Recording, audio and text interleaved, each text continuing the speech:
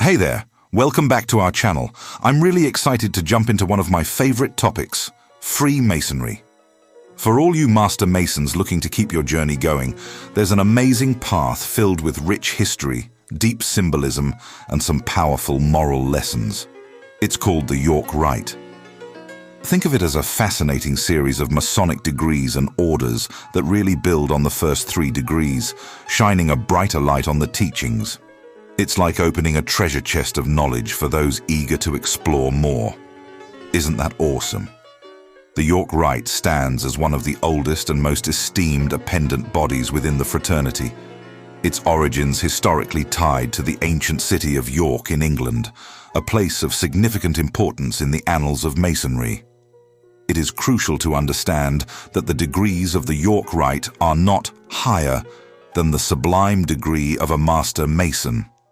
Rather, they are a continuation of the narrative, providing the historical context and philosophical depth that many believe are necessary to fully comprehend the story initiated in the symbolic lodge. The York Rite, or more accurately, the American Rite, traces its lineage to the early practices of craft masonry from the 1700s. When the first Grand Lodge of England was established in 1717, it decreed that its constituent lodges would only confer the 3 degrees of Entered Apprentice, Fellowcraft, and Master Mason. All other degrees were deemed extraneous. However, this did not sit well with many lodges that had been conferring additional degrees, particularly the Royal Arch, which they considered an inseparable part of the Masonic fabric. This ideological split led these lodges to form their own Grand Lodge in 1751, famously styling themselves the Antients and labeling the members of the original Grand Lodge the Moderns. A resolution came in 1813 with the merger of these 2 rival bodies into the United Grand Lodge of England. The compromise reached was that while the craft lodges would adhere to the 3 degrees, the Royal Arch degree would be preserved and conferred in separate but allied bodies called chapters, which would be directly linked to the lodges. This historical compromise shapes the structure of the York Rite today. Unlike the Scottish Rite, which historically claims the authority to confer all degrees from the 1st to the 33rd, the York Rite bodies have always acknowledged their status as a pendant to ancient craft masonry. They do not confer the first 3 degrees, but build upon them. This is why, in English masonry, a brother is not considered to have completed the full journey of ancient craft masonry until he has been exalted to the degree of the Royal Arch. Early American lodges followed a similar pattern until the formation of national governing bodies. The General Grand Chapter of Royal Arch Masons, the General Grand Council of Cryptic Masons, and the Grand Encampment of Knights Templar were established over time to standardize and govern these degrees in the United States. Although these 3 bodies are interconnected by membership requirements, they are technically autonomous Masonic entities. The York Rite in the United States is pretty cool. It's made up of 3 different groups that work together, and each one gives its own unique degrees. A Master Mason can totally join any or all of these cool groups, but here's the thing. You've got to follow a certain order to level up. It's like a super fun little journey. Joining a Royal Arch chapter is your first step, and from there, you can totally dive into the next awesome groups, like the Cryptic Council and the Knights Templar. It's just like leveling up in a game, right? You get to unlock new experiences and meet some really cool people along the way. The Royal Arch Masons, or Capitular Masonry as some call it, is really fascinating. It's all about exploring the journey after the Master Architect's death, diving deep into the construction of the Second Temple, which is also known as Zerubbabel's Temple. This chapter offers 4 unique degrees that bring to life the struggles and triumphs during that period. Picture this: the challenges faced by the builders, the teamwork, and the intricate rituals they performed to honor their craft. It's like stepping back in time to witness a pivotal moment in history where every degree unlocks more secrets and insights into the legacy of these remarkable builders. Isn't that just cool?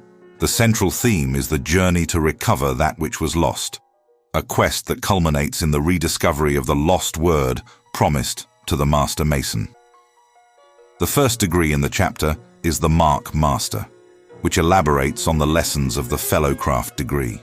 It uses the allegory of the stonemason's marks to teach powerful lessons about accountability, professional integrity, and the charitable act of assisting a brother in need. Following this is the Past Master, virtual degree, a ceremonial conferral that honors the historical tradition that only past masters of a lodge were originally eligible to receive the Royal Arch degree.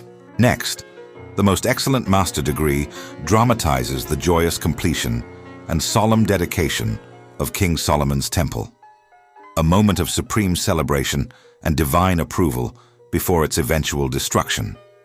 The journey through the chapter culminates in the Royal Arch Mason degree.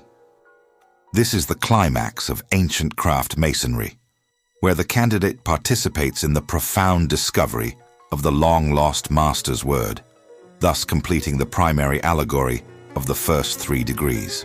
The second body is the Council of Royal and Select Masters, known as Cryptic Masonry. The degrees of the Council are considered by many to be the most beautiful and poignant in all of Freemasonry. They fill a crucial narrative gap, explaining the circumstances surrounding why the Master's word was lost in the first place, and most importantly, how it was preserved for its eventual recovery in the Royal Arch degree. The journey begins with the Royal Master degree, which transports the candidate back in time to a period before the completion of the First Temple, where he engages in a personal and profound conversation with the Master Architect. The Select Master degree continues this story, focusing on the construction and use of a secret vault or crypt beneath the temple, where sacred treasures were deposited for safekeeping. Finally, some jurisdictions also offer the Super Excellent Master degree, which dramatically portrays the siege of Jerusalem, the destruction of King Solomon's temple, and the subsequent captivity of the Hebrew people in Babylon, events that set the stage for the rebuilding of the temple and the rediscovery of the word. The third and final body of the York Rite is the Knights Templar, or chivalric masonry, which is organized into commanderies. This is a unique branch within masonry, as it is a Christian-oriented body, and membership is open only to Master Masons who are Christian and who have completed their degrees in the chapter and council. The orders of the commandery are inspired by the noble traditions of the medieval Knights Templar and are dedicated to the defense of the Christian faith. The series begins with the illustrious Order of the Red Cross, which bridges the cryptic and chivalric degrees. It follows the story of the Jewish prince Zerubbabel and his arduous journey to the court of King Darius of Persia to seek permission to rebuild the temple in Jerusalem. This order really puts a spotlight on the supreme importance of truth, right? Now let's talk about the Order of Malta. It's like this Mediterranean journey that preps candidates for their final step. It's deeply rooted in Christian history, tracing back to the Knights of St. John of Jerusalem, Rhodes, and Malta. Pretty fascinating stuff. And then there's the York Rite experience, which wraps up with the Order of the Temple. This part is truly something special. It's like the grand finale of the commandery. It's solemn and impressive, making you feel the weight of history and tradition. You can really sense the significance of these rituals and what they represent in the journey of the candidates. What do you think about that? Isn't it intriguing how these orders connect us to such rich histories? In this order, the candidate is knighted as a Knight Templar, pledging himself as a Christian warrior and a pilgrim, committed to a life of service, sacrifice, and unwavering faith.